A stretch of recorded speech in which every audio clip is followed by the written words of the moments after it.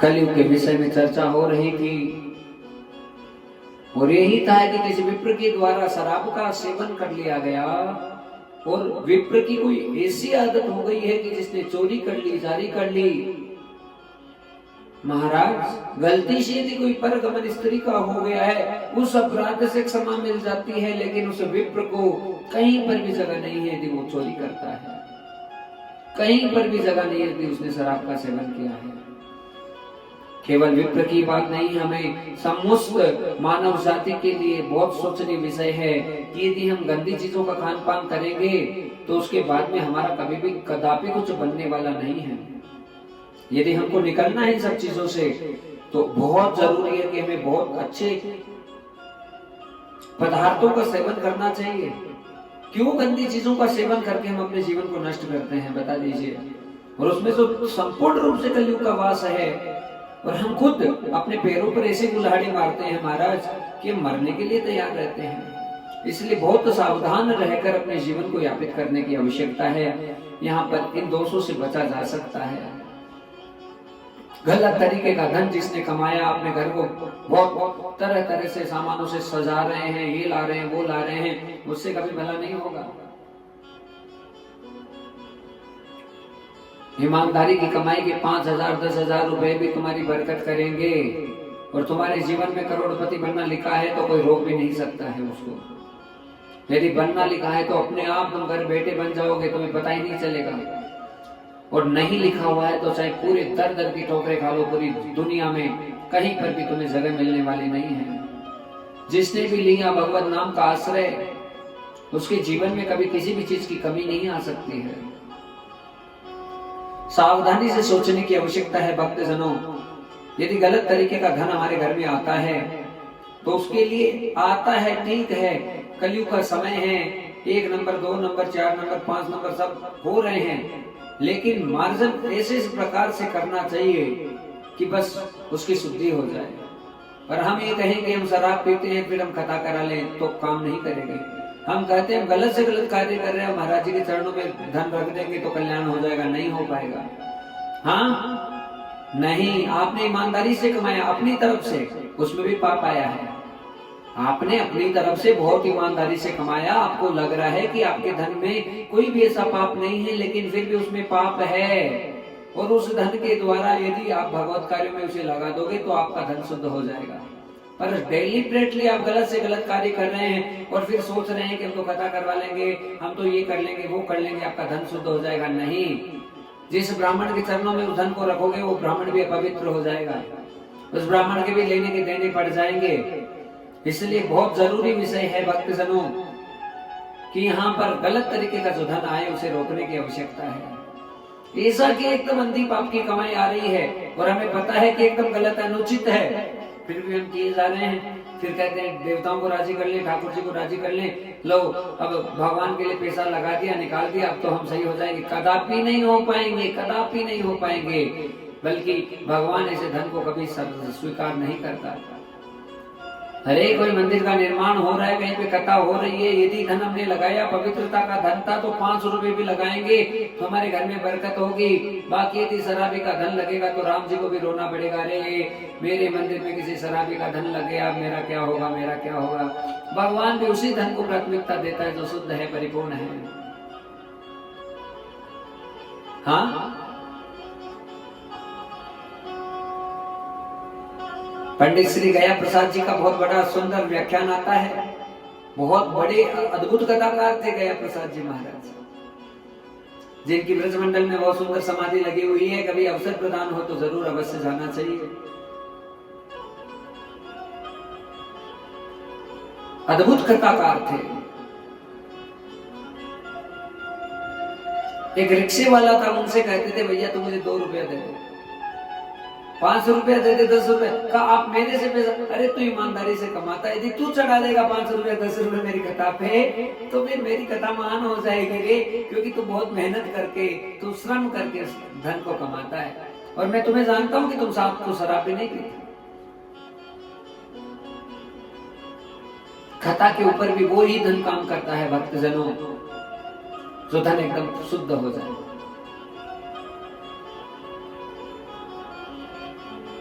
और हम तो कहते हैं कथाओं के ऊपर व्यास के मन में बिल्कुल लालसा नहीं होनी चाहिए कि उसे किसी धन की प्राप्ति हो।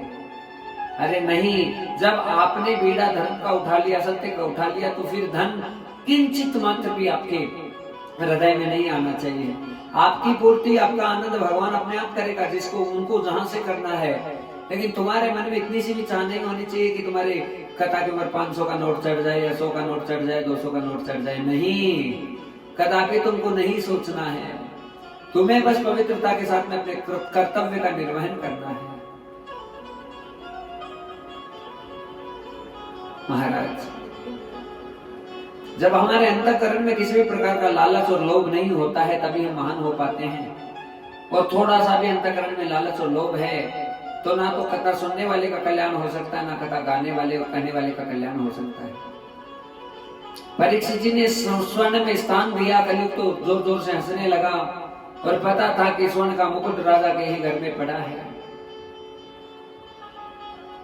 आज महाराज वापस जैसे परीक्षित जी आए, जो पेटी थी 100 सालों तक उसे कभी ओपन नहीं किया, खोला नहीं, आज अपने आप इच्छा हो गई कि उसे ओपन कर दे। खोला, चमचमाता हुआ मुकुट मिला, उसे माथे पर धारण कर लिया। उसी समय से परीक्षित के अंतःकरण में और उसकी बुद्धि के माध्यम से कलयुग ने प्रवेश कर लिया। कब कलयुग हमारी बुद्धि में आ जाता है हमें पता ही नहीं चलता है। अरे महाराज, कहां तक बचेंगे हम, कहां तक बचेंगे? पान की दुकान के पास से निकल रहे हैं, मन में इच्छा हो गई गुटखा खा लें और मन को मार नहीं पाए, पुड़िया फाड़ के डाल दी मुंह में, कलयुग प्रकट हो गया। पान की दुकान के पास से निकले, सिगरेट की डब्बी पर नजर पड़ गई, 4 स्क्वायर है, पी लो, निकाल लिया, पीने की कवायद कर ली, बस उसी समय कलयुग प्रकट हो गया। शराब के ठेके के पास से निकल रहे हैं, सोचा नहीं, विचार नहीं किया, उठाई थैली चूस ली, कलयुग प्रकट हो गया। नौकड़ रास्ते से जा रहे हैं, 2-4 लोग लड़ रहे हैं, लड़ाई कर रहे हैं, बीच में जाकर पंगा ले लिया जबरदस्ती कि हाँ मैं भी कम थोड़ी हूं, कलयुग प्रकट हो गया। किसी भी फटे में टांग हमने अड़ाई, वहीं पे कलयुग प्रकट हो जाता है। गलत किसी भी स्थिति में हमने हाथ डाला, कलयुग प्रकट हो जाता है। हाँ, जो 5 चीजों से बच गया वो कलयुग में रहकर भी सतयुग का जीवन जी सकता है। जो बच गया कि कभी चोरी ना करूं, जो बच गया कि जुआ सट्टा ना खेलूं, जो बच गया कि गलत स्त्री का संग ना करूं, जो बच गया कि कभी शराब नहीं पीऊं, मदिरा पान नहीं करूं, और जो बच गया कि गलत धन जानबूझकर ना लेकर आऊं, इन 5 चीजों पर जो बच जाता है वो कलयुग में रहकर ही सतयुग के जीवन का निर्वहन कर सकता है। परीक्षित ने घोड़ा निकाला, वन में गए, चींटी को भी नहीं मारने वाला राजा, मन में भाव उत्पन्न हो गया, शेर का शिकार करूं, शेर का शिकार करूं, कहां से उसकी बुद्धि पवित्र हो गई। आज कल्पना करके देखो, इस बात को सोचो। हाँ, इतना बड़ा राजा महाराजा कभी कदापि एक चींटी का भी वध नहीं किया, लेकिन आज शेर के शिकार का बात उसके जहन में आ गया। ये बुद्धि बड़ी खतरनाक है भक्तजनों, कब बिगड़ जाती है इसका एक पल ही भरोसा नहीं है। बेटे बेटे बुद्धि बिगड़ जाती है महाराज, बेटे बेटे आराम से थे, अभी तो पूजा की थी तुमने, जोत जलाई थी, 10-15-20 मिनट नाम भी लिया, उठकर मोबाइल उठाया, 15-20 मिनट की बुद्धि बिगड़ गई। हाँ, मेरा तो मन नहीं लग रहा है घर में, चलो मैं तो बाहर चलता हूँ, अब बाहर जाऊंगा तो आज तो अंडे की थड़ी पर आमलेट ना खाऊं, तब तक तो मुझे शांति नहीं आए। आज तो थोड़ी सी पेग ना लगाऊं, तब तक शांति ना आए। अरे आराम से बैठे थे, भी पूजा की थी, तुम्हारा दिल एकदम बढ़िया था, अब किसी से थोड़ा सा झगड़ा हो गया, घर पे थोड़ी सी बात हो गई, मेरा तो माथा खराब हो गया, अब चलो, अब तो जब तक तंबाकू को रगड़ रगड़ के नहीं खाऊं तब तक मुझे शांति नहीं आई। क्यों? हमने बना रखा है अपने जीवन को ऐसा ही। क्या भगवान थोड़ी कहते हैं कि इन सब चीजों को खाने से तुम्हें आनंद हो जाएगा, आराम आ जाएगा? कदापि नहीं आ पाएगा। लेकिन हमने अपने जीवन को ऐसा बर्बाद कर रखा है, हमने इतना ऐसे मजबूर कर रखा अपने आप को कि हाँ इसके बिना तो हम रह ही नहीं सकते। आसक्ति होना ही पाप है, आसक्ति होना ही एक भयंकर गहरे और घने कुएं में गिरना है। भक्तजनों, हम किसी भी प्रकार की आसक्ति से बच जाएं, हम महान हो जाएंगे। परीक्षित जी बहुत ढूंढने की कोशिश कर रहे हैं सिंह को, सिंह नहीं मिला। और सिंह नहीं मिला तो एक हिरण का बच्चा नजर आया, उसके ऊपर तीर चलाया, वो भी नहीं मरा। क्यों नहीं मरा? बहुत बड़े बड़े यज्ञ और तप करके गए हैं पूर्वज, और पूर्वज जैसा कर्म करते हैं वैसा ही फल हमें संतानों को भोगना पड़ता है। इस बात को नोटिस कर लीजिए अच्छे से, हमारे पूर्वजों ने कैसा कर्म किया है। अरे यदि हमारे पूर्वज संस्कारी थे तो हमारे अंतःकरण में अपने आप संस्कार प्रकट हो जाएंगे उनकी कृपा से। और यदि वो कुछ गलत कार्य करके गए हैं तो हम कदापि भी कितना ही सही मार्ग पर चलने की कोशिश करें, हमारा उत्थान और कल्याण नहीं हो सकता है। भक्तजन, यहाँ पर यही समझने वाली बात है। यदि हमारे दादाजी ने, परदादाजी ने बड़े बड़े यज्ञ किए हैं तो हे पिताजी, तुम्हारी भी जिम्मेदारी है, तुम मत हटो पीछे, किसी भी हालत में मत हटो, तुम लग जाओ अपने कर्म में। अरे ये धन तो थोड़े दिनों का है, हम सोचते हैं पुत्रों को पुत्रियों को मिलेगा, कोई अच्छा हो जाएगा। नहीं, इसी धन को यदि भगवान के कार्य में लगा दिया तो तुम्हारा धन 100 गुना बढ़ जाएगा, पुनः जन्म प्राप्त भी होगा, तो कोई करोड़पति खानदान प्राप्त होगा, जहाँ धन की कमी नहीं होगी, क्योंकि तुमने भगवान के ऊपर धन अर्पित किया है। हाँ, सकल नाथ संपदा तुम्हारी, मैं सेवक समेत सुत नारी। सकल नाथ संपदा तुम्हारी, मैं सेवक समेत सुत नारी। हमारा कुछ नहीं है प्रभु, आपका है, आपके चरणों में समर्पित है। एक बार अपने गुरुदेव को ये बात कह के देखो। महाराज, ये बात जैसे ही निकलती है रोम रोम गदगद हो जाता है। हमारा कुछ नहीं है, तेरा तुझको अर्पण क्या लागे मेरा। और जब भगवान को सब चीजें समर्पित कर देते हैं और एकदम, आप देखिए ना वृंदावन में आकर, फटी सी धोती, फटा सा कुर्ता, दाढ़ी बड़ी हुई सी, देखने में पहचान नहीं पाएंगे कौन है, लेकिन ऐसे ऐसे परमहंस यहाँ भ्रमण कर रहे हैं जिसके बारे में कल्पना भी नहीं कर सकते। ऐसे ऐसे भजनानंदी जो अपने सर्वस्व जीवन को भगवान के चरणों में समर्पित करे हुए बैठे हैं महाराज, जो रुदन कर रहे हैं, रो रहे हैं कि कब देखेगी किशोरी। हाँ, निहार ले बार हमें, हम तरस गए हैं श्यामा। ऐसा क्या अपराध भया, भटक गए हैं श्यामा। ओ आशा तेरी, ओ आशा तेरी श्यामा मेरे जीवन में हो। आशा तेरी श्यामा मेरे जीवन में, श्यामा मेरे जीवन में, श्यामा मेरे जीवन में। आशा तेरी श्यामा मेरे जीवन में। आशा तेरी श्यामा मेरे जीवन में। प्रेम की मूरत प्यारी सूरत,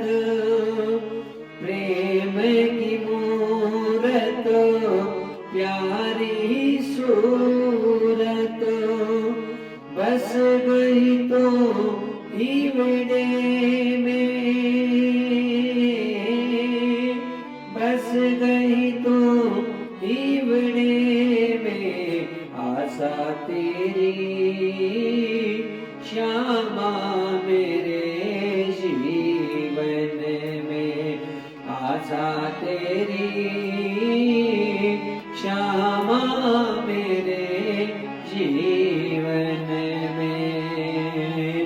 छोड़ छाड़ के जग परिवारा, छोड़ छाड़ के जग परिवारा, आया हूँ तेरे चरणन में,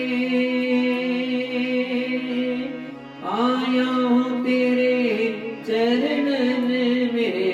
आशा तेरी श्यामा मेरे जीवन में, आशा तेरी श्यामा मेरे जीवन में, श्यामा मेरे जीवन में, श्यामा मेरे जीवन में। आशा तेरी श्यामा मेरे जीवन में, आशा तेरी श्यामा मेरे जीवन में, आशा तेरी श्यामा मेरे जीवन में। बोलो भक्त वत्सल भगवान की जय, सद्गुरुदेव भगवान की। हे लाडली, बस एक ही आशा है कि आस लगाएं तो केवल आपसे लगाएं और कहीं कोई आशा नहीं है। जीवन निराश हो गया है, केवल तू ही सच्ची है, तू ही सांची है और कोई नहीं। महाराज, यही विश्वास हमारा परमात्मा के प्रति बने रहना चाहिए।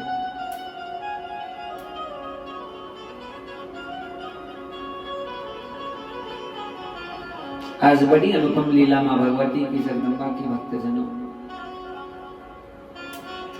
कि राजा परीक्षित को सांप लगने वाला है। सभी ऋषि कुटिया में बैठे थे, अब गला सूख गया था उनका, हिरण भी नहीं मरा, कोई भी उपाय अवसर नजर नहीं आया। तो सम्यक ऋषि बैठे हैं कुटिया में, वहां एक मरा हुआ सांप पड़ा है, उसे ऋषि के गले में डाला तो धरती कंपायमान होने लगी, क्योंकि उसी समय श्रृंगी ऋषि जो कि सम्यक ऋषि के पुत्र हैं, उन्होंने हाथ में जल लेकर परीक्षित को श्राप दे दिया। 7 दिनों में राजा तुम्हारी मृत्यु हो जाएगी, तक्षक नाग के काटने से। अब बेचारे परीक्षित को पता ही नहीं था कि वो श्रापित हो गया है।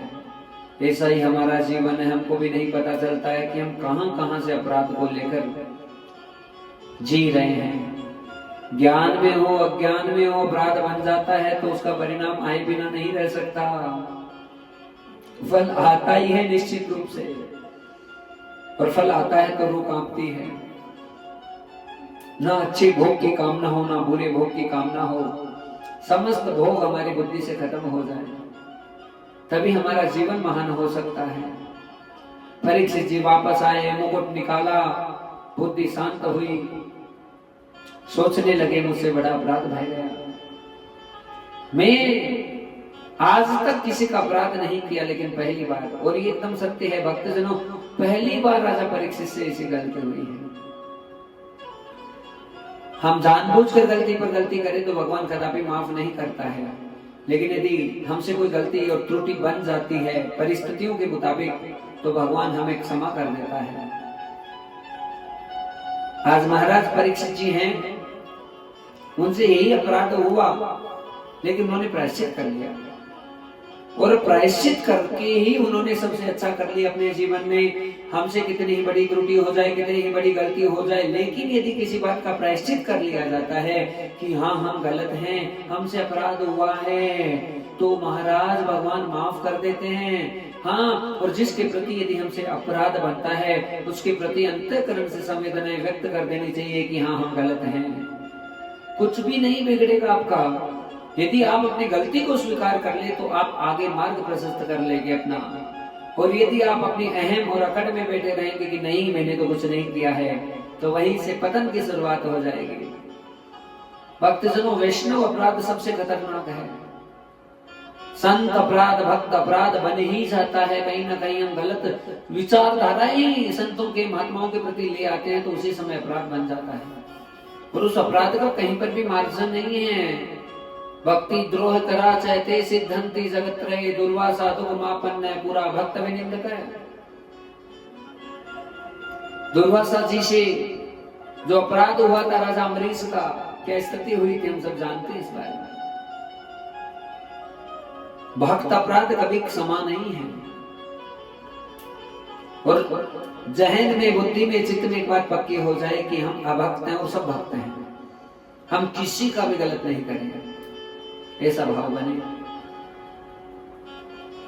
सारे बड़े बड़े ब्राह्मण, संत, ऋषि, मुनि, महात्मा आ गए, परीक्षित जी को घेर लिया, लेकिन सबने हाथ खड़े कर दिए। सब कहने लगे महाराज हमारे पास में कोई मौका नहीं कि हम अपने प्राणों की रक्षा कर सके। श्री सूत जी महाराज सोनकादिक 88,000 ऋषियों को कहते हैं कि हे ऋषियों, जब परीक्षित जी के प्राणों के ऊपर बन गई तो भी वो घबराए नहीं। आज उन्होंने लंगोट धारण कर ली और यज्ञोपवीत को पहन के घर के बाहर निकल गए। राजपाट सबका मानो मन से त्याग कर दिया। जन्मेजय को राजा बनाया जा रहा है, राज्याभिषेक कर दिया गया। आज परीक्षित का पुत्र जन्मेजय गद्दी पर बैठ गया, लेकिन विलाप कर रहा है, पिताजी पिताजी कर रहा है। कुछ भी समझ में नहीं आ रहा। एशिया खंड जो महाद्वीप है उससे उस तक हमारे भारतवर्ष का राज्य फैला हुआ था। यजनाब खंड, जम्बू द्वीप, भारतवर्ष, आर्यवर्तांग चक्र, कुमारी का नाम चक्र, यही वही है भारतवर्ष। परीक्षित की कोई बात समझ में नहीं आई। विप्र देवता एक दौड़े दौड़े आ रहे हैं, कहा नर्मदा के तट पर एक महात्मा जी बैठे हैं, उनके पास जाइए आप। चले दौड़े दौड़े सुखदेव जी के पास में पहुंचे। सुखदेव जी की ध्यान समाधि में भगवान आकर प्रकट हुए और कहने लगे मेरा भक्त सामने खड़ा है, उसे कथा सुनाकर धन्य कर दो। कथा एक रस है, कथा एक आनंद है, और कथा का चस्का जिसको लग जाता है वो कदापि कथा छोड़ नहीं सकता। कथा श्री तुलसीदास जी का अंग है। कथा बड़े बड़े महापुरुषों का प्राण है। बहुत सारे ऐसे महापुरुष है जो बिना कथा के जी ही नहीं सकते, रह ही नहीं सकते। महाराज हम तो कोई महापुरुष वापुरुष तो है नहीं, लेकिन अपने अंतःकरण की बात ये जरूर बता दें कि महाराज बिना कथा के तो हमसे भी नहीं रह जाता। कथा प्राण बन जाती है भक्त जनों, जब हमें कथा से अनन्य प्रेम हो जाता है। और कदापि ये शौक नहीं है कि हमको कोई सुने, आए, करे, कुछ भी ना। हमारा गिरधर लाल थारो सहारो छे। बस केवल मेरे प्रभु को ही सब कुछ बना देना है, फिर हमें किस चीज की परवाह करनी है। अरे घर छोड़ दिया, परिवार छोड़ दिया, सब चीजें छोड़ दी, सबका त्याग कर दिया अंतःकरण से। त्याग अंतःकरण से होता है, ध्यान से सुनिए। कहने से त्याग नहीं होगा कि मैंने ये छोड़ दिया, मैंने ये छोड़ दिया, वो छोड़ दिया। अंतःकरण से मन मर जाता है। जब मन ही मर जाता है तो क्या बचता है बता दो। किसी भोग को भोगने की इच्छा ही खत्म हो जाए कि नहीं, ये सब बेकार है, ये सब विष्टा है। और विष्टा ही होती है। आज मान लो तुम्हें बहुत तेज भूख लगी है, इतनी भयंकर भूख लगी है कि तुमसे कंट्रोल ही नहीं हो पा रहा, नहीं हो पा रहा, नहीं हो पा रहा, हालत खराब हो रही है। अचानक किसी जो महाराज कहीं किसी आश्रम में तुम्हें जाने का मौका मिला और ओढ़ते दूध की खीर तुम्हें प्राप्त हो गई, एकदम ओटी हुई खीर, बढ़िया फर्स्ट क्लास, मेवा मिष्टान डाला हुआ, केसर डाली हुई, और भयंकर वाली भूख लगी हुई, खुशबू आ रही खीर की जबरदस्त। थाली भर गई खीर की और भरकर तुम्हारे सामने आ गई। सामने आई, आते ही देखा, दर्शन किया, आचमन करके ठाकुर जी के भोग लगाने की ही तैयारी हो रही कि भाई साहब आए, बोले रे भैया ये खीर मत खाना। कहा क्या बात है? कह रे खीर रोटी जा रही थी, उस समय एक चिपकली थी, इसमें गिर गई। कहा चिपकली गिर गई और भयंकर भूखे हो, तुम्हें भयंकर भूख लगी हुई है, कब ये चिपकली कहाँ? अरे भैया अब चिपकली कहाँ है, चिपकली तो खीर के साथ में मिक्स हो गई, बढ़िया फर्स्ट क्लास। अब चाहे तुमको कितनी ही भूख लगी हुई है, लेकिन उस खीर को नहीं खा सकते। इसी प्रकार से ये भोग है भक्तजनों कि हमें भोगने के लिए तरह तरह की चीजें सामने आती है, पर ये खीर की तरह विष है। जिस चिपकली का खीर में मिश्रण हो गया, उसी प्रकार से ये भोग खीर की तरह लगते हैं हमें कि मीठा मीठा मीठा मीठा, लेकिन ये चिपकली जिस प्रकार से विष बनकर प्रकट हो जाती है, ऐसे ही भोगों के अंदर ये विष रूपी चिपकली है जो हमें बाद में बहुत भयंकर परेशान करेगी। इसलिए सब भोगों का अंतःकरण से त्याग हो जाए कि मुझे कोई भोग नहीं करना, नहीं बस। और कितनी बार कितने जन्म तक भोग कर करके अपने जीवन को नष्ट कर दिया। अरे अपनी बार तो मौका मिला है निकलने का, पार होने का, और ऐसा मौका यदि चूक गए तो फिर क्या होने वाला है बता दीजिए। क्या कोई आड़ा आएगा तुम्हें बचाने के लिए? कोई नहीं आएगा। जो कहता है कि मैं तुम्हारा हूं, सबसे बड़ा धोखा तो उसी से मिलेगा पहले। ये संसार है, यहाँ कोई किसी का नहीं हो सकता, लेकिन गुरु हमेशा तुम्हारे साथ रहेगा। लिख लो इस बात को, वो कभी नहीं छोड़ सकता तुमको। ठाकुर जी हमेशा तुम्हारे साथ रहेंगे, वो कभी नहीं छोड़ सकते। हरि गुरु एक ही है, और वो एक होकर भी दो भाषित होते हैं।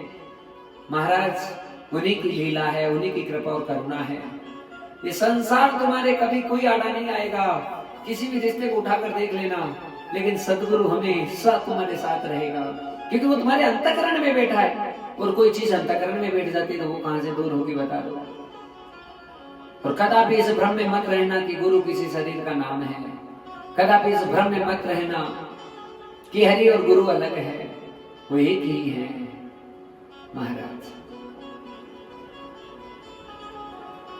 सुखदेव जी से मिलन हुआ परीक्षित जी का, यहां पर बड़ी प्रसन्नता का भाव बन गया। बाबा सुखदेव ने परीक्षित जी को गले लगा लिया, लगा कर लेकर आए। हम सब जानते हैं भागवत जी की कथा है, 7 दिनों तक भागवत कथा का श्रवण कराया, उनके जीवन को धन्य किया। लेकिन फिर भी तक्षक नाग आया, चाक चौबंद राजा परीक्षित बैठ गए, परिंदा भी पर मार नहीं सकता, ऐसा महल बना दिया। लेकिन भैया जीवन की सच्चाई सबसे बड़ी ये है, सभी को जाना है शमशान, सभी को जाना है शमशान, सभी को जाना है शमशान, सभी को जाना है शमशान। राजा रंग पुजारी पंडित, राजा रंग पुजारी पंडित, सबे एक समान, सभी को जाना है शमशान, सभी को जाना है शमशान, सभी को जाना है शमशान, सभी को जाना है शमशान। आया सिकंदर उसने देखे, आया सिकंदर उसने देखे, विश्व विजय के सपने। आया सिकंदर उसने देखे, आया सिकंदर उसने देखे, विश्व विजय के सपने। ढेरों सोना चांदी छोड़े, सौ ऊंट लद लद के ले गया सोमनाथ के मंदिर से सिकंदर, क्योंकि ये सोच रहा था सोने के, हाँ स्वर्ण के, सोने के चांदी के आभूषण इतने सारे, लेकिन परिणाम क्या हुआ? ढेरों सोना चांदी छोड़े, हीरे पहने अपने, सब कुछ कीना इस प्यारे ने सब कुछ कीना, इस प्यारे ने पाया नहीं सम्मान, सभी को जाना है शमशान, सभी को जाना है शमशान, सभी को जाना है शमशान, सभी को जाना है शमशान। राजा रंग पुजारी पंडित, राजा रंग पुजारी पंडित, सब है एक समान, सभी को जाना है शमशान, सभी को जाना है शमशान, सभी को जाना है शमशान, सभी को जाना है शमशान।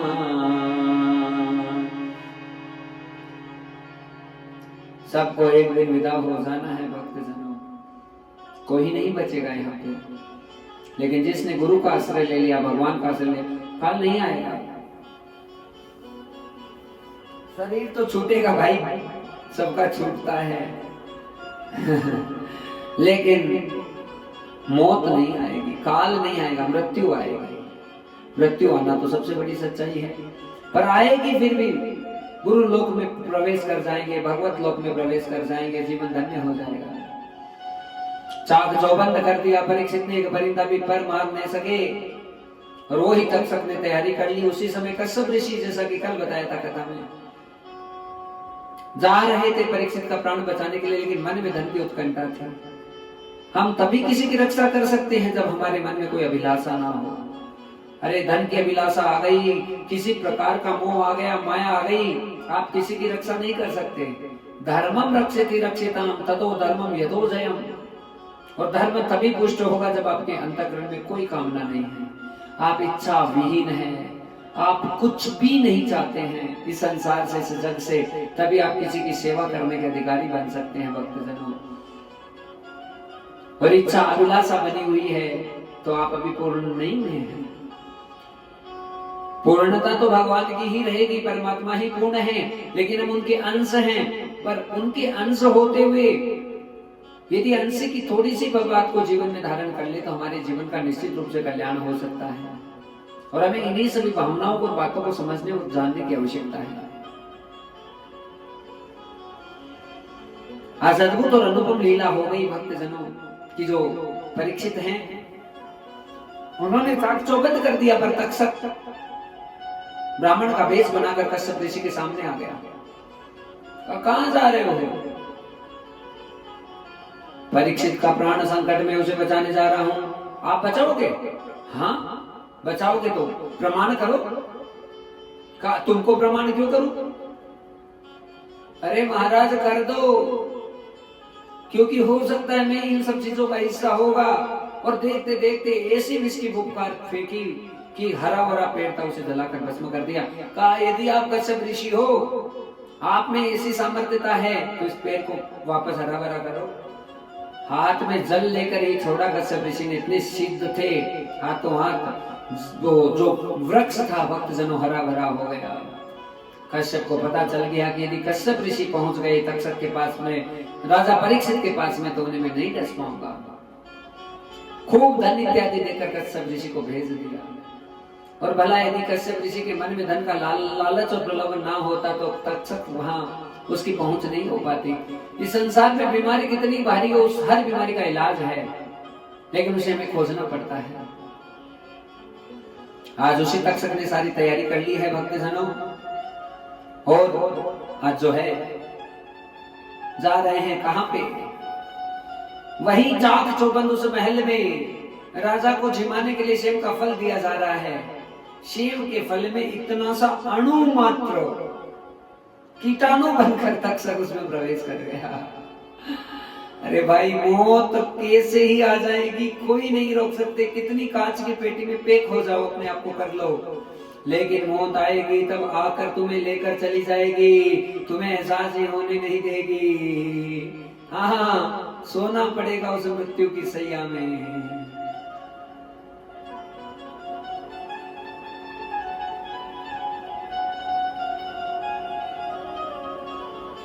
जाना पड़ेगा भक्तजनों। सहेली थारो आयो सिरे जनहा।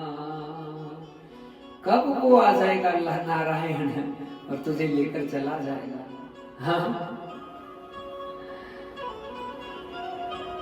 जग में भोग विलास किए हैं, अब कचुना तोरे हाथ सहेली आयो सिरे जनहार। सहेली आयो सिरे जनहार। भगवान आएंगे तो जाना ही पड़ेगा। आज राजा परीक्षित के सामने सेब का फल आया, फल को काटा गया, इतना सा कीड़ा था, बड़ा हो गया विशाल, और सीधा राजा परीक्षित के सीधे वाले अंगूठे को डसा और वहीं परीक्षित को अपने शरीर का परित्याग करना पड़ा। नर तेरा चोला रतन अमोला, बिरथा खोए मतीना। हाँ, अरे खोए मतीना रे बिरथा खोए मतीना। नर तेरा चोला रतन अमोला, बिरथा खोए मतीना। ऐसी देह मिली है नर की, भक्ति करे नहीं ईश्वर की। सुध बुध भूल गया उस घर की, नींद में सोए मतीना रे। नींद में सोए मतीना। हुनर तेरा चोला रतन अमोला, बिरता खोए मतीना। ये चोला कब परिवर्तित हो जाएगा पता नहीं है, और कौन सा चोला मिलेगा। चिपकली का मिल गया तो क्या होगा सोचो, सुअर का मिल गया, कुत्ते का मिल गया, बिल्ली का मिल गया तो क्या होगा। और कोई सा भी चोला मिल सकता है। यदि नर का चोला मिला है तो इस चोले को व्यर्थ मत जाने दो। पर परीक्षित के पास कोई उपाय नहीं था, छूट गया शरीर पर, कोई डर नहीं, कोई भय नहीं, क्योंकि कथा सुन ली। तत्काल प्रभाव दिखाती है कथा भक्तजनों। हमारे बुरे से बुरे कर्म को मिटने का कार्य केवल हमारी कथा करती है। श्री ठाकुर जी की कथाएं झरझरती हुई हमें आनंदित कर देती है, सुख प्रदान कर देती है, सौभाग्य प्रदान कर देती है, ऐश्वर्य प्रदान कर देती है, वात्सल्य प्रदान कर देती है, करुणा प्रदान कर देती है।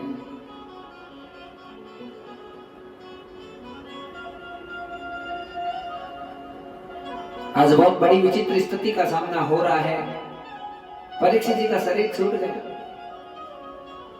राजा जन से जोर जोर से रुदन करने लगे, मेरे पिताजी, मेरे पिताजी, मेरे पिताजी। और इतने नाराज हो गए तक्षक से कि मैं इन्हें भस्म ही कर दूंगा। सर्पमेध यज्ञ का आयोजन किया गया और उसमें बड़ी बड़ी आहुतियां लगने लगी। तक्षक ने इंद्र की शरण ले ली, जाकर उसकी कुर्सी से लिपट गया। आहुति देने का कारण यही है कि तक्षक ने कश्यप को क्यों रोका। ये सबसे बड़ी गलती थी तक्षक की। अरे कोई ऋषि, कोई महात्मा, कोई संत यदि मेरे पिता का कल्याण करने आ रहा था तो उसने उसको क्यों रोका। हाँ, उसका कर्तव्य था, उसको निभाना था, वो निभाता। कैसे मारना था मेरे पिता को या क्या करना था वो करते। लेकिन मेरे पिता के चोले को भस्म करने का कार्य उस तक्षक ने किया, लेकिन कश्यप को क्यों रोका। इसी बात से परेशान होकर सर्पमेध यज्ञ करने लगे, सर्पों की आहुति लगाने लगे। जितने सर्प थे उनकी सबकी आहुति लगने लगी। तक्षक इंद्र की कुर्सी से जाकर लग गया। लेकिन उसी समय भक्तजनों ऐसी आहुतियां लगने लगी यहाँ बड़े बड़े महात्माओं के द्वारा कि इंद्र ही कुर्सी समेत आहुति स्वाहा होने के लिए आज ऐसे मंत्र छोड़ रहे हैं कि इंद्र ही मानो कुर्सी सहित ही स्वाहा हो जाएगा। लेकिन उसी समय जरत्कारु के पुत्र आस्तिक मुनि का आगमन हो गया। और उन्हीं आस्तिक ऋषि को वरदान है कि उन्होंने इस यज्ञ को रोका। सर्पों ने यही कहा कि प्रभु, कितने ही बड़े सर्प का डर जिसको होगा, यदि आस्तिक मुनि चिल्लाएगा तो सर्प दंश से उसे कोई प्रभाव नहीं होगा। कितनी सुंदर लीला की गई है मेरे प्रभु के द्वारा। आस्तिक मुनि यदि हम कहते हैं तो महाराज सर्पदंश से मृत्यु नहीं हो सकती है। और जो ज्ञानी हुआ जन्मेजय, जो हिंसा का बदला हिंसा से लेना चाहता है, आज उसके जीवन में महामुनि कृष्ण द्वैपायन श्री व्यास जी का आगमन होने वाला है। और गुरु मिल जाते हैं तो फिर वहां से ही सारा तख्ता पलट हो जाता है। भक्तजनों, आज यहाँ पर सदगुरुदेव भगवान का आगमन हुआ, व्यास जी का आगमन हुआ, बैठाया जन्मेजय को और कहा, हे जन्मेजय, तू पुनः हिंसा करके किस चीज से पाट लेगा या क्या चीज तुमको हासिल हो जाएगा? हिंसा करना जन्मेजय अच्छी बात नहीं है। अरे हिंसा का बदला हिंसा से देंगे तो हम मानव नहीं है। भक्तजनों, इसी बात को हमको समझना है। हमारा कोई चाहे लाख बुरा करे, कितना ही हमारा बड़े से बड़ा दुश्मन हो जाए, लेकिन होने के बावजूद भी हमारे अंतःकरण से कोई प्रतिकार नहीं निकलना चाहिए। नहीं, कभी नहीं निकले, कदापि नहीं निकले। हमें कितना ही हमारा गलत करे, फिर भी हमें पता है कि हम उसने किया है हमारे साथ में ऐसा, फिर भी उसे आशीर्वाद दें। ऐसा कौन करेगा? जिसका जिगरा बहुत बड़ा होगा। भगवान से प्रार्थना यही करें कि नाथ उसकी बुद्धि शुद्ध करें। हमें प्रतिकार नहीं करना किसी भी चीज का। हम प्रतिकार करके भला क्या हासिल कर सकते हैं? और सब चीजें जब भगवान के ऊपर ही छोड़ देंगे तो जो नाथ की मर्जी होगी वो करेंगे।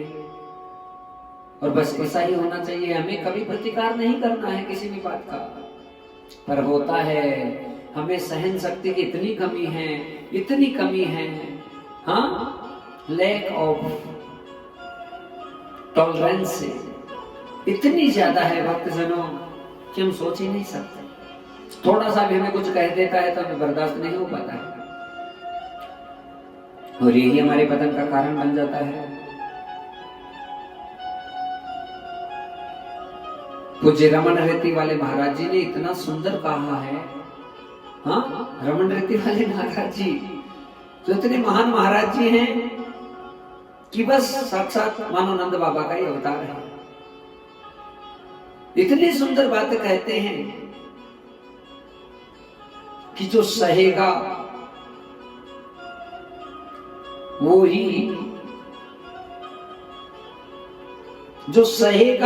पाएगा, जो रुकेगा वही, जो सहेगा वही रुकेगा। रुकेगा कौन से मार्ग में? गुरु के साथ में, हाँ, सदगुरु के साथ में कौन रुकेगा? जो सहेगा वही रुकेगा, और जो रुकेगा वही पाएगा। सार बहुत बढ़िया है।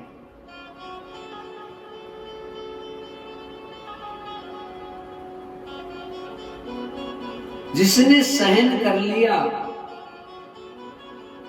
पी गया बड़ी से बड़ी बात को, वो रुक जाएगा एक जगह। और जो रुक जाता है, जो बना रहता है किसी के साथ में, उसे ही सब कुछ प्राप्त हो जाता है। प्राप्त होने का मतलब धन संपत्ति नहीं, भगवान प्राप्त हो जाते हैं। जिसको प्राप्त करने की आशा के लिए घर बार परिवार भाई बंधु सबका त्याग कर दिया, उसको प्राप्त करने के लिए वो प्राप्त हो जाएगा सहज भाव में। जिसने संत को सहन कर लिया, जिसने संत को पचा लिया, जिसने महात्मा को पचा लिया, उसे सब कुछ प्राप्त हो जाता है। और जो नहीं पचा पाता है वो चला जाता है। अरे कितनी बड़ी बड़ी प्रताड़नाएं महात्माओं के द्वारा दी जाती है, क्योंकि उनका स्वभाव है, वो अपने शिष्य की ठोक ठोक कर परीक्षा लेते हैं हर स्थिति और परिस्थिति में। लेकिन जो टिका रहता है वो बच जाता है, जीत जाता है, विजय हो जाती है। और जो हिल जाता है वो गया काम से। और बंधुओं, जो बड़े बड़े एग्जाम देकर आता है उसे बड़े से बड़ा एग्जाम लेने का अधिकार होता है। जल्दी से कोई महात्मा किसी को आशीर्वाद नहीं देगा, कभी भी उभरा उपरी दे देगा, लेकिन अंतःकरण से कभी आशीर्वाद नहीं देगा। आत्मा से एक बार जिस महात्मा ने जिसको भी आशीर्वाद दिया है, उसका कभी पतन नहीं हो सकता, कदापि नहीं हो सकता। विपदाएं तो आएगी, परेशानियों का सामना करना पड़ेगा, बड़ी बड़ी चुनौतियां आएगी, लेकिन वो पार हो जाएगा। क्योंकि मेरे सिर पे हाथ रघुनाथ का तो किस बात की चिंता,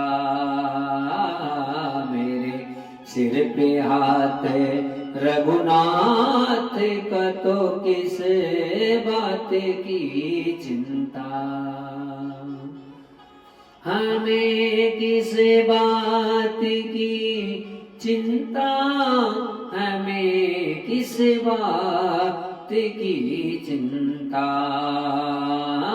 मेरे सिर पे हाथ रघुनाथ का तो किस बात की चिंता। जय राधा राधा जय राधा राधा, बरसाने वारी प्यारी प्यारी, भोरी भारी सबकी प्यारी, राधा राधा राधा राधा। कैसी अनुपम लीला भक्तजनों।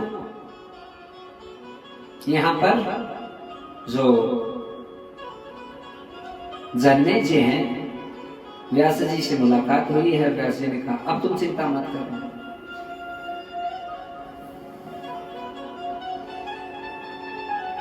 केवल शरणागति हो जाओ भगवती की, भवानी की, और जिसने भी भवानी का सानिध्य ग्रहण किया है उसका जीवन महान हुआ है। भक्तजनों, महापुराण दो जगह लगता है, एक तो भागवत के महापुराण लगता है, एक देवी भागवत के महापुराण लगता है। लेकिन कई लोगों का इसमें मत के हैं, अलग अलग मतभेद है। क्षमा करें, कोई कहता है केवल महापुराण तो भागवती है, और कोई कहता है कि देवी कथा है वही महापुराण है। लेकिन हम आपको बताएं कि देवी कथा है वो भी महापुराण है, और भागवत है वो तो महापुराण ही है। भागवत जी का ही विषय देवी भागवत है, कोई अलग विषय नहीं हो सकता। भागवत जी में भगवान की चर्चा की है, भगवताम प्रोक्तम च भागवतम, और भगवती के गुणों को गाया गया। कहां? देवी भागवत में। और वो भगवती कौन है? त्वाम शक्तिम वरदो मया, ये मेरे प्रभु की, मेरे परमात्मा की शक्ति है। कौन है? राधा ही है, और राधा का ही सारा संपूर्ण चरित्र निरूपण देवी भागवत में है। तो भागवत भी महापुराण है, देवी भागवत भी महापुराण है, क्योंकि यहाँ देवी भागवत कोई अलग विषय नहीं है। देवी भागवत भागवती है। भगवताम प्रोक्तम च भागवतम, और भगवती प्रोक्तम च भागवतम। ये भगवती है वो भी भागवत है, और भगवताम प्रोक्तम च भागवतम, और जो भगवत्ता को धारण करता है वो भी भागवत है। तो दोनों चीजें भागवती है। पर भागवत जी के लिए कहा गया है कि जो वृतासुर के 4 श्लोक आते हैं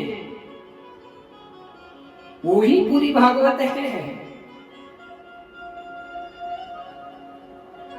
अहम हरे तव पादे कमूलो, दासानुदासो भवितास्मि भूये, मने स्मृता सुक्ते गृणास्ते, गृणित वाक कर न करो तुकाये, न नाक पृष्ठम न पारमेष्ट्यम न सार्वभौमम न रसाधिपत्यम, न योग सिद्धिर पुनर्भवेवा, समंजस त्वाम विरह एकांक से।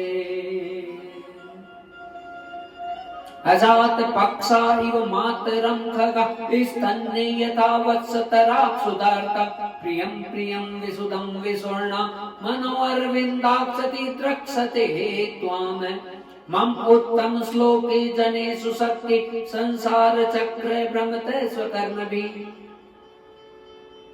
तन्माया में ददार में के स्वात्चितस्य नाथ भये भुक्रमात है।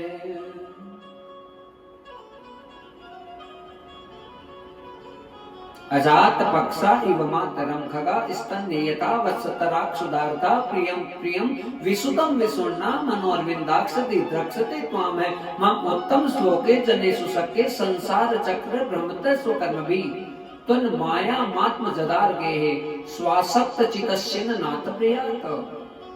ये 4 श्लोक, ये ही संपूर्ण भागवत है। ये वृत्तासुर की स्तुति,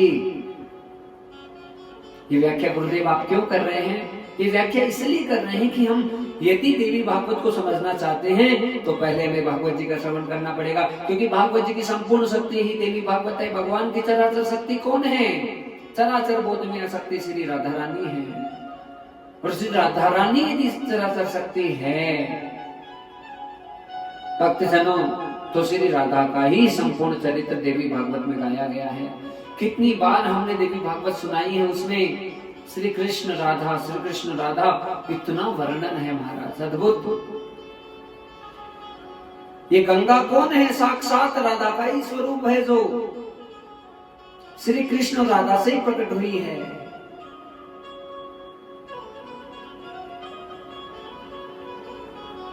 और जब तक गंगा जीवन में नहीं आती है तब तक पाप नष्ट नहीं होते। गंगा ही तरण का विषय होता है।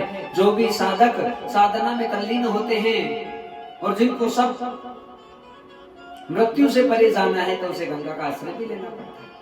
लेकिन जिसने राधा का आश्रय ले लिया, उसने मानव संपूर्ण ब्रह्मांड का आश्रय ले लिया। अलग से फिर किसी अन्य देवता को देवी का आश्रय लेने की आवश्यकता नहीं है। राजा जन्मेजय को व्यास जी महाराज भागवत जी की, देवी भागवत जी की कथा सुनाना प्रारंभ करने लगे हैं। ब्रह्मा विष्णु महेश को भी सामर्थ्यता समरसता जो प्रदान करती है वो भगवती है, वो राधा रानी है, उसके अलावा कोई नहीं है।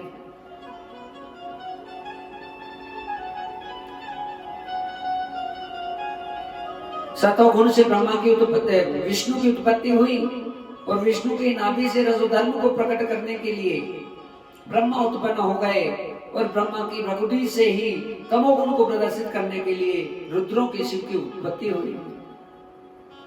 ऐसी बात बताने लगे। ब्रह्मा विष्णु महेश तीनों परेशान हो रहे हैं, क्योंकि सृष्टि आगे बढ़ने में असमर्थ हो रही है। और उनके मुख से निकल पड़ा, दया करो माँ, दया करो माँ, दया करो माँ, दया करो माँ, दया करो माँ, दया करो माँ, दया करो माँ, दया करो माँ, दया करो माँ, दया करो माँ, दया करो माँ, दया करो, दया करो माँ, दया करो माँ, कृपा करो माँ, कृपा करो माँ, दया करो माँ, दया करो माँ, कृपा करो माँ, कृपा करो माँ, दया करो माँ, दया करो माँ, दया करो माँ, दया करो माँ, दया करो माँ, दया करो माँ, दया करो माँ, दया करो माँ, दया करो माँ, दया करो माँ, कृपा करो माँ, कृपा करो माँ, दया करो माँ, दया करो माँ, कृपा करो माँ, कृपा करो माँ, दया करो माँ, दया करो माँ, कृपा करो माँ, दया करो माँ, दया करो माँ, कृपा करो माँ, कृपा करो माँ, दया करो माँ, दया करो माँ, दया करो माँ, कृपा करो माँ, दया करो माँ, दया करो माँ, दया करो माँ, कृपा करो माँ, दया करो माँ, दया करो माँ, दया करो माँ, दया करो माँ, दया करो माँ, कृपा करो माँ, कृपा करो माँ दया करो, माँ दया करो। तीनों देवता परेशान हुए, माँ भगवती का स्तमन करने लगे। अचानक आकाश मार्ग में लीला होने लगी। बहुत सुंदर विमान के साथ में भवानी भगवती प्रकट हो रही है और आज ब्रह्मा विष्णु महेश को कहने लगी कि आप मेरे विमान में सवार हो जाओ। व्यास जी महाराज राजा जन्मेजय को कथा सुनाना प्रारंभ कर दिए हैं और यही कह रहे हैं कि राजन, जिसने भगवती भुवनेश्वरी का आश्रय ले लिया उसका जीवन बहुत जल्दी महान हो जाता है। उसके जीवन की सारी आदियां व्याधियां नष्ट हो जाती है और जीवन आनंदित हो जाता है। आज तीनों ब्रह्मा विष्णु महेश बैठे, भवानी का विमान उड़ने लगा। व्यास जी कहते हैं इंद्रलोक में गया, इंद्रलोक से ब्रह्मलोक में गया तो पहले से ब्रह्मा मौजूद है। इस ब्रह्मा को देखकर ब्रह्मा जी को बड़ा आश्चर्य हुआ कि एक ब्रह्मा और कहां से आ गए। भक्तजनों, हजारों हजारों ब्रह्मा हैं इस ब्रह्मांड में, हजारों हजारों शिव है, हजारों हजारों विष्णु है और लीला करने वाली एक है, वो भवानी भुवनेश्वरी भगवती, वो जगदम्बा, वो ईश्वर तत्व है। ब्रह्मा ने देखा वही आनंद हो रहा है ब्रह्मलोक में, वेदों का ऋचाओं का गान हो रहा है, सृष्टि को आगे बढ़ाने की तैयारी और कवायद तय की जा रही है। किसको कहाँ जन्म होगा, किसका क्या होगा, सब बातें ब्रह्मा ने अपनी आंखों से देखी तो चंबित हो गए। आगे विमान उड़ा, शिवलोक में गया, वहां पे पहले से शिव जी बैठे हैं कैलाश पर्वत पे, और जो विमान में शिव बैठे थे उन्हें बड़ा अचंभा हुआ, आश्चर्य हुआ कि क्या लीला हो गई। पहले से शिव बैठे हैं जो सारे विधानों को रच रहे हैं, तप कर रहे हैं, जप कर रहे हैं। फिर महाराज देखते देखते विष्णु लोक में गए तो पहले से विष्णु भी वहीं शेषनाग की सैया पर मौजूद, और महालक्ष्मी उनके चरणों का चाप कर रही है। ऐसे विहंगम दृश्य को देखकर विष्णु जी भी दांतों तले उंगली दबाने लगे। आज तीन लोक तो ब्रह्मा विष्णु महेश जानते थे, लेकिन वो अनन्य लोक जिसे गोलोक धाम कहा जाता है, जिसे निवृत्त निकुंज वृंदावन कहा जाता है, वो माँ भगवती का स्थान है। और वो स्थान आज तक नहीं देखा, और वही स्थान के ऊपर आज वो विमान आरूढ़ हो गया।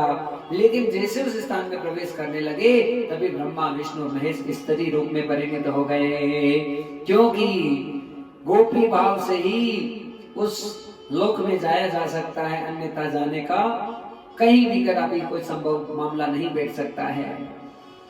ब्रह्मा विष्णु महेश तीनों स्त्री बन गए। भगवती भुवनेश्वरी सारी बातें समझाने लगी कि सारी मेरी लीला है।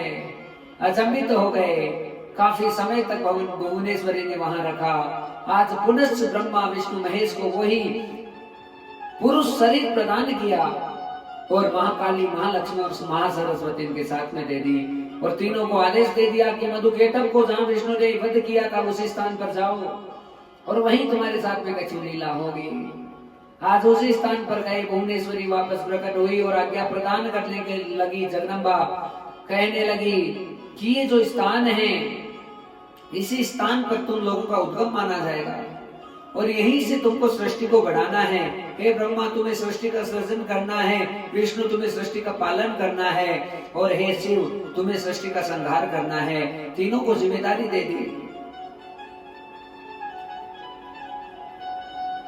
भक्तजनों, तीनों अपनी अपनी जिम्मेदारियों में लग गए और आगे सारा भागवत जी में वर्णन आता है कि मनु शत्रुपा जी को प्रकट किया ब्रह्मा जी ने। आकुति, प्रसूति, देवहूति, प्रियव्रत, उत्तानपाद इत्यादि संतानें हुई, लेकिन भगवान विष्णु के पास में वो समर्थता नहीं थी कि पूरी सृष्टि को पालन करें। भवानी को पुनश्च प्रकट होना पड़ा। विष्णु, मेरे बीज मंत्र का अनुष्ठान कर।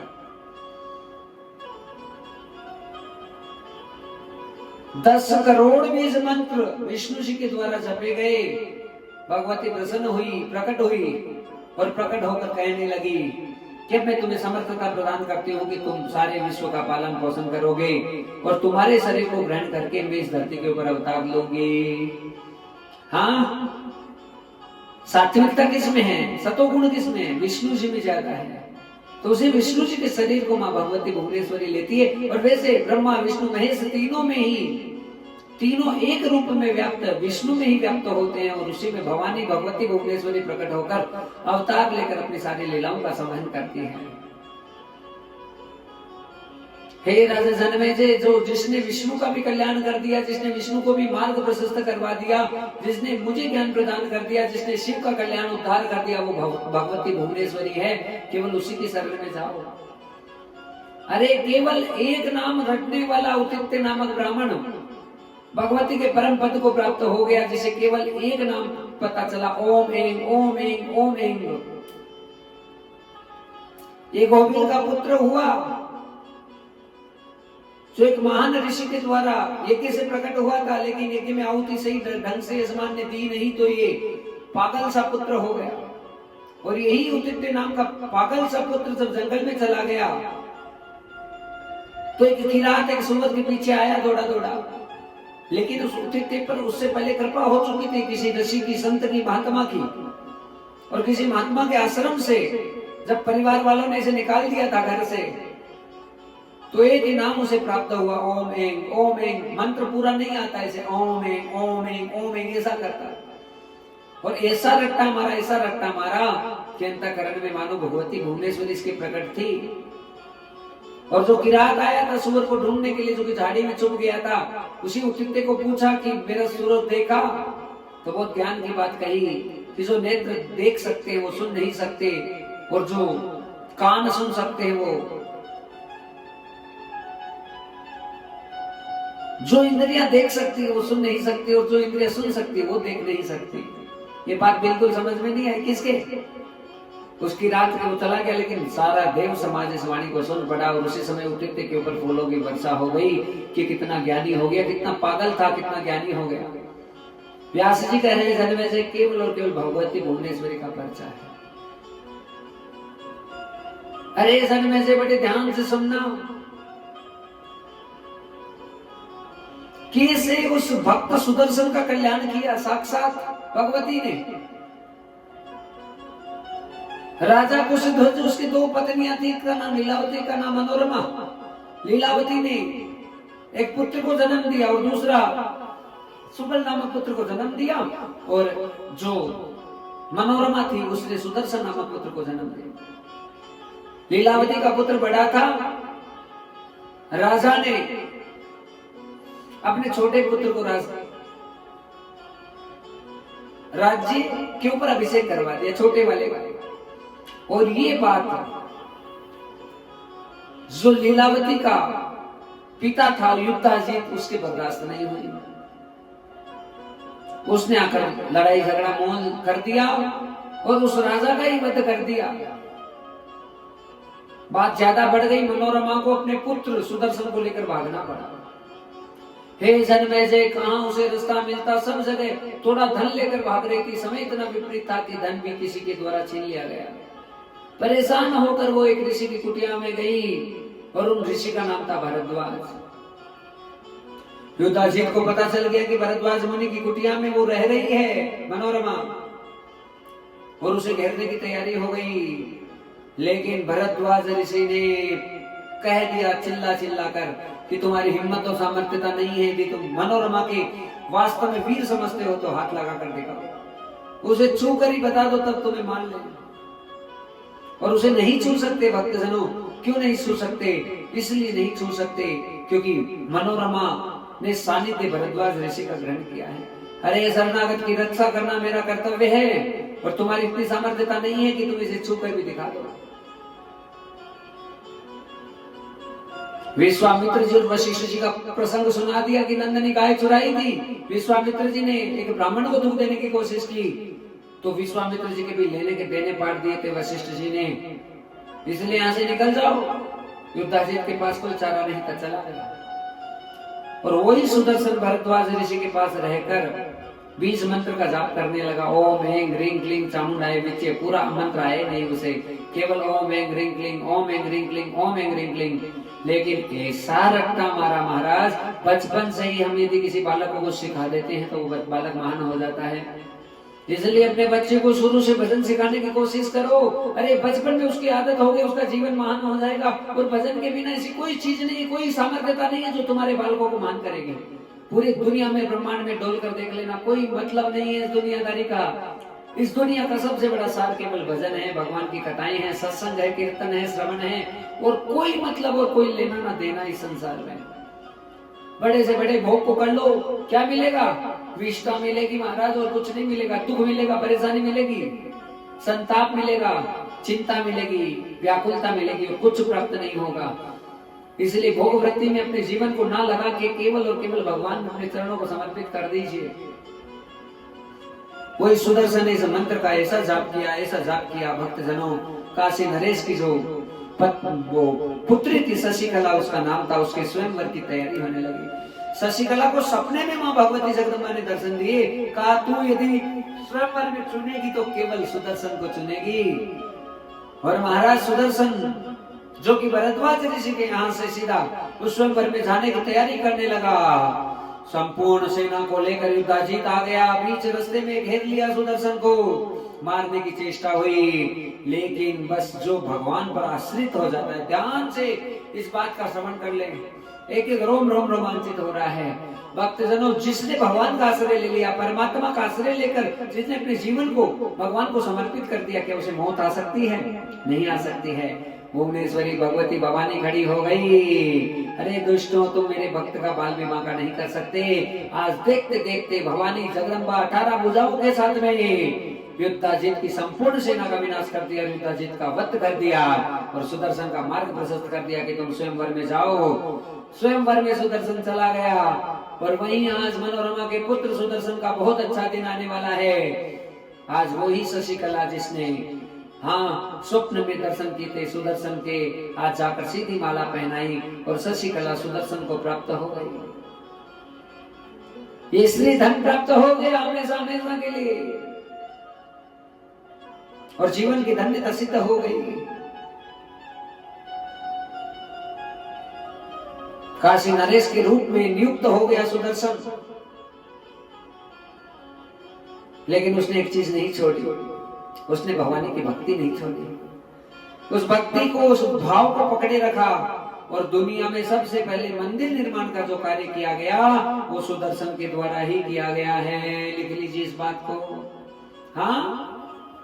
सबसे पहले मंदिर निर्माण का काम सुदर्शन के द्वारा किया गया, और जगह जगह भगवती भवानी जगदम्बा के मंदिरों का निर्माण हुआ, जहां पर मां जगदम्बा को प्रतिष्ठित किया गया। ऐसी कौन सी सामर्थ्यता है जो हमें हमारे जीवन में प्राप्त नहीं हो सकती जब हम भगवान का आश्रय ले लेते हैं। जिसने भी भगवान का आश्रय लिया है उसका जीवन धन्य धन्य हुआ है भक्तजनों।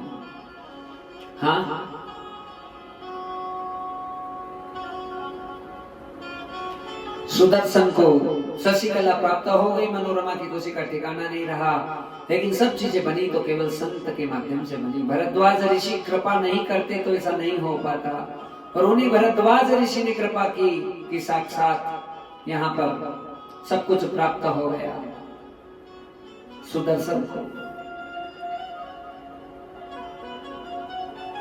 भक्तजन, बड़ी सुंदर और आनंदमय लीला श्री ठाकुर जी की। हे राजा जन्मेजय, किस स्थिति किस परिस्थिति में मदद नहीं की है मां भुवनेश्वरी भगवती ने। जिसने भी भगवती का आश्रय लिया उसका कल्याण हुआ है। और नवरात्रि का महत्व बताने लगे, अत्यंत ज्यादा महत्व नवरात्रि का है भक्तजनों। नवरात्रि का व्रत जिसके द्वारा नहीं किया जाता है, पद्म पुराण में लिखा हुआ है कि उसका जीवन तो बस केवल विष्ठा भोगने के लिए हुआ है। अरे नवरात्रि का व्रत तो अवश्य अवश्य करना चाहिए, चाहे 9 दिन का ना हो तो पहले दिन का कर लो, अंतिम दिन का कर लो, लेकिन नवरात्रि का व्रत कभी नहीं छोड़ना चाहिए। ये देवी को प्रसन्न करने वाला व्रत है, और इस देवी के व्रत को करने के लिए आज व्यास जी विधान बता रहे हैं जो देवी भागवत में वर्णित है। 2 दिन पहले ही अन्न छोड़ दीजिए, शरीर को शुद्ध कर लीजिए, भगवती का ध्यान आराधना उपासना प्रारंभ कर दीजिए, माँ को अनन्य भाव से अंतःकरण में मनाना प्रारंभ कर दीजिए, और भुवनेश्वरी को बस हिवरे से भजिए। दिन आए नवरात्रि का तो सुबह उठे, घट स्थापना करे, कलश वरुण भगवान को स्थापित करे, विनायक गणेश जी को स्थापित करे, नवग्रह षोडश मातृका स्थापित करे, चतुष्षष्ठी मां काली मां लक्ष्मी सरस्वती भगवती भुवनेश्वरी की स्थापना करे, भगवान विष्णु की पूजा करे, नारायण की ब्रह्मा विष्णु महेश स्वरूप में मंडल ना बने तो केवल और केवल उनके लिए अक्षत और पुष्प छोड़ दें तो भी काम हो जाएगा। और बड़े भाव के साथ में भुवनेश्वरी को मनाएं, जगदम्बा को। नवरात्रि का महत्व बहुत ज्यादा और ऐसे ऐसे प्रकार से है भक्तजनों कि नवरात्रि में मां जगदम्बा जागृत रहती है और जिसने भी साधना उपासना नवरात्रि में की है उसका जीवन धन्य होता है। हमारे देश के प्रधानमंत्री श्री नरेंद्र मोदी जी 9 दिनों तक महाराज केवल जल पर रहते हैं। एक विशेष बात है नवरात्रि में केवल जल पीकर कितना हमारे राष्ट्र को महान कर रहे हैं। और कदापि ना सोचना कि एक महात्मा के मुख से किसी व्यक्ति विशेष की तारीफ हो रही है, नो। लेकिन ये बहुत बड़ी बात है, एक देश का गौरव, एक राष्ट्र का गौरव जो इतना हमारे सब सिद्धांतों का प्रतिपादन करने के लिए तैयार रहता है। और कुछ हो या ना हो, नवरात्रि का व्रत तो अवश्य करना चाहिए, नहीं चूकना चाहिए नवरात्रि के व्रत में। माँ को गुड़ का भोग लगाएं, माँ को चने का भोग लगाएं, माँ को चावल का भोग लगाएं, माँ को हलवे का भोग लगाएं, माँ को पूरी पराठे पकौड़ी का भोग लगाएं, माँ को खीर का भोग लगाएं, माँ को संतरे का अनार का भोग लगाएं, माँ को केले के प्रसाद का भोग लगाएं, जो अत्यंत प्रिय प्रिय प्रिय करता है। हो सके तो दोनों टाइम भोजन ना हो, नहीं तो एक टाइम भोजन कर लें, सुबह से लेकर शाम तक कुछ ना खाएं, शाम को भोजन कर लें और मन ही मन उस जगदम्बा उस भगवती का स्मरण करें, सुमिरन करें, कीर्तन करें, स्तवन करें, जितना ज्यादा हो सके उनके नाम का उच्चारण करें। जितना ज्यादा नाम भगवती भुवनेश्वरी का हमारे मुख से उच्चारित होगा उतना ही हमारा व्रत है वो भक्तजनों महानता की तरफ बढ़ेगा। नाखून नहीं काटना चाहिए, दाढ़ी नहीं काटनी चाहिए, मूछें नहीं काटनी चाहिए, ब्रह्मचर्य का पालन करना चाहिए, दीपक अखंड जले तो जलाना चाहिए, धरती के ऊपर शयन करना चाहिए, शरीर में तरह तरह के अवसाद को प्रकट करने वाले भोजन का सेवन बिल्कुल नहीं करना चाहिए, एकदम शुद्ध सात्विक भोजन का सेवन करना चाहिए, किसी का प्रतिकार नहीं करना चाहिए, किसी की निंदा नास्ती नहीं करनी चाहिए, किसी का दिल नहीं दुखाना चाहिए, कोई भी लड़ने और झगड़ने के लिए आए सबको प्रणाम कर लेना चाहिए। अपने गुरुदेव भगवान का आश्रय लेकर उनको प्रणाम करते हुए उनसे बार बार ये आशीर्वाद मांगे कि हमारा नवरात्रि सफल हो जाए। निरंतर भाव से हम जब भगवान का वचन करते हैं तो भगवती भुवनेश्वरी की कृपा से हमारे नवरात्रि महान हो जाते हैं। ये सारा महत्व आज श्री व्यास जी के द्वारा बताया गया भक्तजनों। और व्यास जी कहने लगे कि हे राजा जन्मेजय, खुद भगवान श्री राम ने नवरात्रि का व्रत किया और उसके बाद में रावण का वध किया। राम कथा सुनाने लगे। राम जी का प्राकट्य चैत्र का महीना, 9वीं तिथि, अभिजीत मुहूर्त और दिन में 12 बजे हुआ। मैं प्रकट कृपाला दीन दयाला कौशल्या हितकारी, हर्षित में तारी मुनि मनहारी, अद्भुत रूप विचारी, लोचन अभिरामा तनु घन श्यामा, निज आयुध भुज चारी, भूषण वन माला नयन विशाला, शोभा से दुखरारी, कह गोरी कर जोरी है स्तुति तोरी, के विधि करो अनंता, माया गुण ज्ञाना तीते माना, वेद पुराण बनता, करुणा सुख सागर सब गुण आगर, जे गावै श्रुति संता, सो मम हित लागी जन अनुरागी, भयहु प्रगट श्री कहता,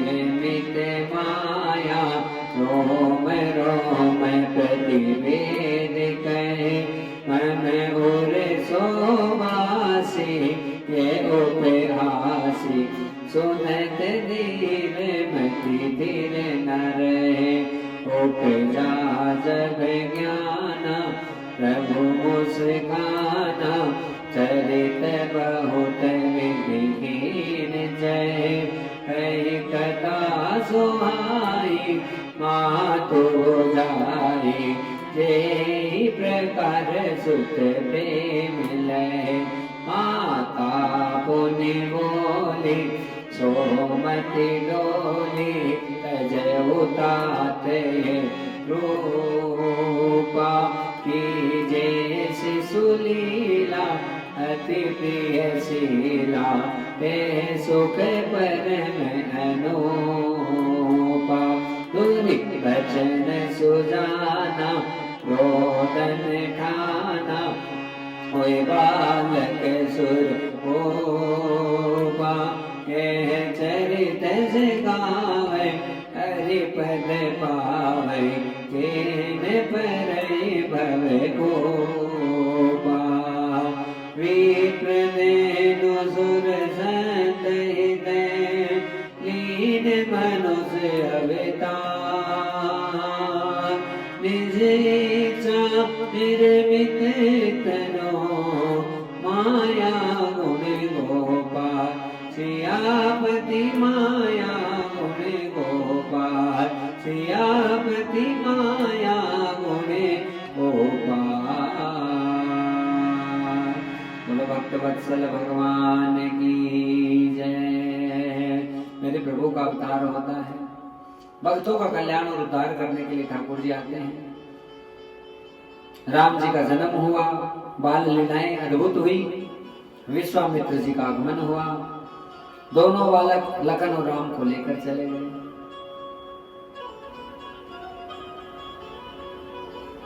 और महाराज दशरथ जी को बहुत विलाप हुआ।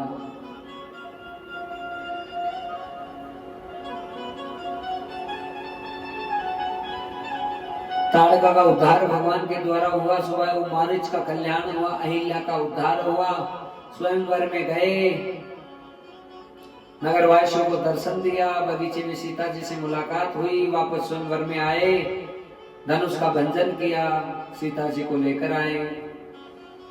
मंथरा की कुटिल चाल के कारण से राम जी को जो सुबह सिंहासन प्राप्त होने वाला था, 14 वर्ष का वनवास हो गया, पिता के वचनों को निभाने के लिए निकल पड़े।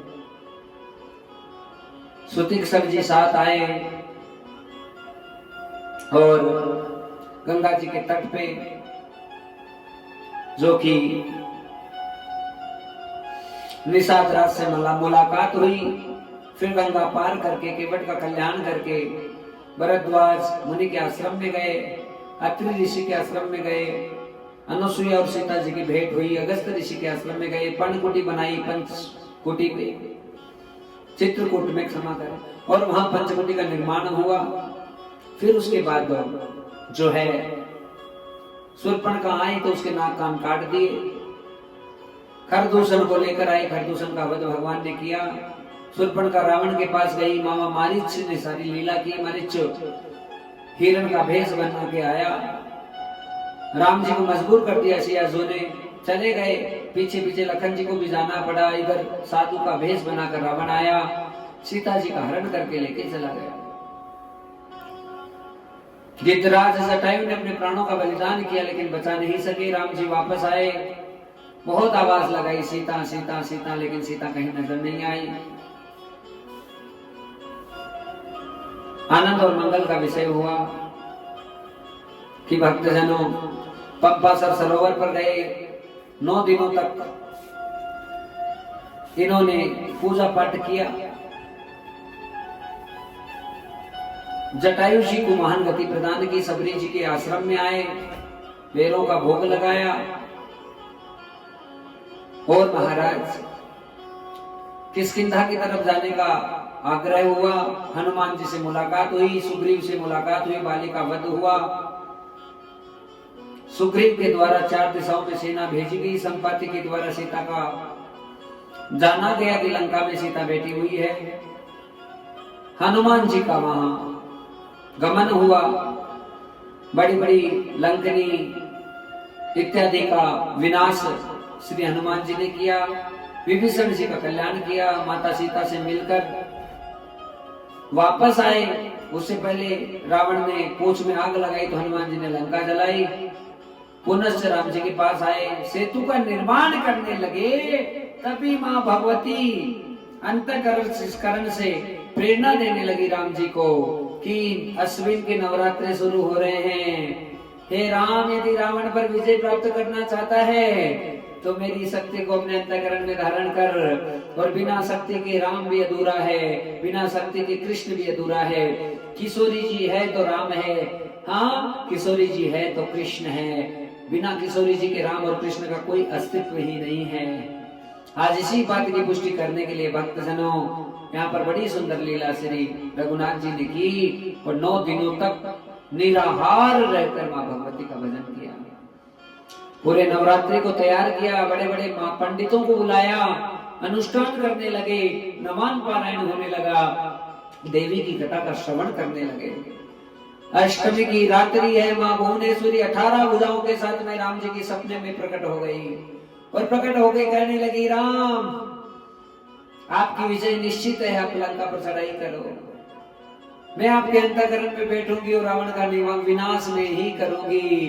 भला भुवनेश्वरी के अलावा रावण को कौन मार सकता है। और भक्तजनों आज वही लीला हुई कि राम जी विजय श्री को प्राप्त हो गए। ये भी व्यास जी कह रहे हैं कि देवी कथा का प्रसंग था कि राम को भी शक्ति सामर्थ्यता प्राप्त हुई तो वो केवल और केवल देवी का पारायण करने से हुई, और जिसने भी देवी का पारायण किया है उसकी शक्ति और सामर्थ्यता कभी कम नहीं हो सकती। इसलिए साल में 4-5 नवरात्रि आते हैं, क्षमा करें 4 नवरात्रि आते हैं, उन नवरात्रि पे तो हर हाल में हमें देवी कथा ही श्रवण करनी चाहिए। अश्विन का नवरात्रा, चैत्र का नवरात्रा, आषाढ़ का नवरात्रा और माघ का नवरात्रा, जो गुप्त नवरात्रि आते हैं, उन नवरात्रों का बहुत बड़ा महत्व है। 4 अनुष्ठान तो हमारे हर हाल में 1 साल के महाराज देवी के होने चाहिए, और 5 करें तो और बढ़िया है। साल के 5 अनुष्ठान देवी के हो जाएं, और बाकी भागवत जी के, राम जी के, जो भी शिव जी के जो करवाएं वो करवाएं, तो हमारे जीवन की धन्यता होती है। आज राम जी ने रावण का वध कर दिया, सीता जी को वापस लेकर आ गए, लेकिन इसके पीछे है जन्मेजय हाथ था तो केवल और केवल भवानी का था। बोलो अम्बे मात की जय। इस प्रकार से राम जी का भी उद्धार है, देवी भागवत ने कर दिया। भक्तजनों तो आज की हम कथा को यही विश्राम देने जा रहे हैं, और कल पंचम दिवस की कथा का हम श्रवण करके अपने जीवन को धन्य धन्य करेंगे। बोले सद्गुरुदेव भगवान की जय।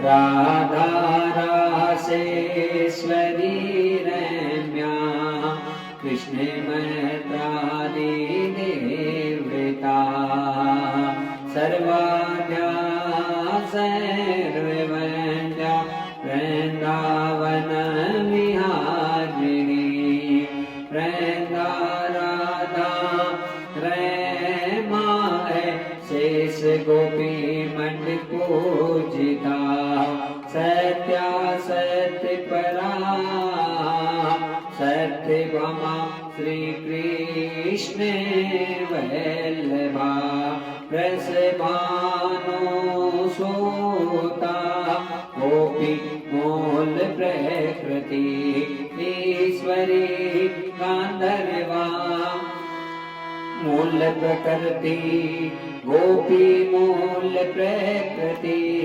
ईश्वरी गांधर्वा राधिका रम्या रुक्मणी परमेश्वरी पूर्णा वैराग परतरा पूर्णचंद्र विमानना मुक्ति मुक्ति प्रदा भव बाधा विनाशिनी।